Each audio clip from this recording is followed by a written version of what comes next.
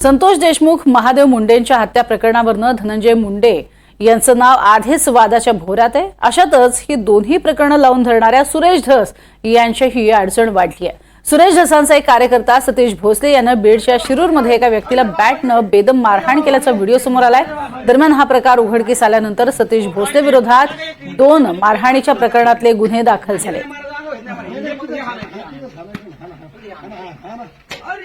दरम्यान सतीश भोसलेचे 3 व्हिडिओ सध्या चर्चेत आहेत। पहिल्या व्हिडिओमध्ये तो गाडीमध्ये पैशांच्या गड्ड्या घेऊन बसलेला दिसतोय, तर दुसऱ्या व्हिडिओमध्ये तो एका मिरवणुकीमध्ये पैशांची उधळपट्टी करतोय।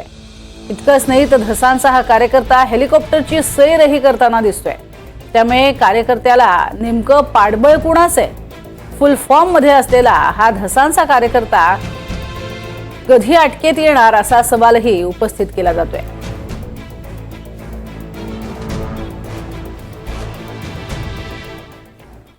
तर सतीश भोसलेचे एकामागोमाग एक असे कारनामे समोर येत असतानाच आणखी एका प्रकरणात त्याची अडचण वाढली आहे।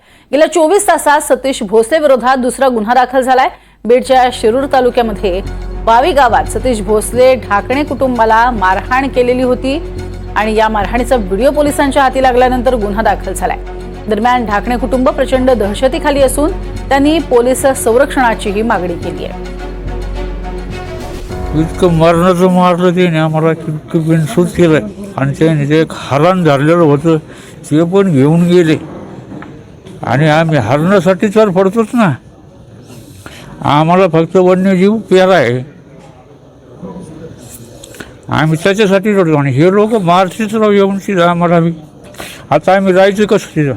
कुणाच्या शेतामध्ये ते हे आमचं शेत आहे तिथं, जांभळ शेत म्हणून आम्ही राहणार होतो ना, त्याच्यामुळे आता आम्हाला गावाकडे जायची पण भीती आहे। कुणी कुणी मारलं होतं? आता काय तक्रार दिली तुम्ही? आता मागणी काय? आता तक्रार दिलेली पण त्यांच्या नावाने, आता त्यांची इतकी नावं बी काय ध्यानात राहतात का आमच्या? त्याच्यामुळं आता ती 1-2 जणांची नाव होती, 2-4 जण तेवढे सांगितलेत। त्याच्यामुळं आता पुढं काय होतंय काय अजून रस्ता आम्हाला मारतात काय माहिती। आता भीती वाटते? भीती म्हणजे एकदम आम्हाला जाऊच वाटत नाही घरी, दहशत आहे त्याची। दहशत पाठबळ कोणाचं आहे त्यांचं? पाठबळ कुणाचं आहे कुणाचं आहे काय सांगता येते बरं आपल्याला? इतकं आता त्यांच्या कुणाच्या जीवावर एवढे मला जीवच मारलं होतं त्यांनी। आमदार सुरेश धस यांचा कार्यकर्ता सतीश भोसलेचं राहणीमान एका अभिनेता आणि नेत्यासारखंच होतं। सतीश भोसलेच्या सोशल मीडिया अकाउंटवरती त्यानं त्याचे व्हिडिओ शेअर केले होते। 5 स्टार हॉटेलमध्ये राहणं, हेलिकॉप्टरमधनं प्रवास अशी उठाठेव आरोपी सतीश भोसलेची पाहायला मिळते। सध्या कार्यकर्त्यांची इतकी ऐश कोणाच्या आशीर्वादानं सुरू होती असा प्रश्नही विचारला जातोय।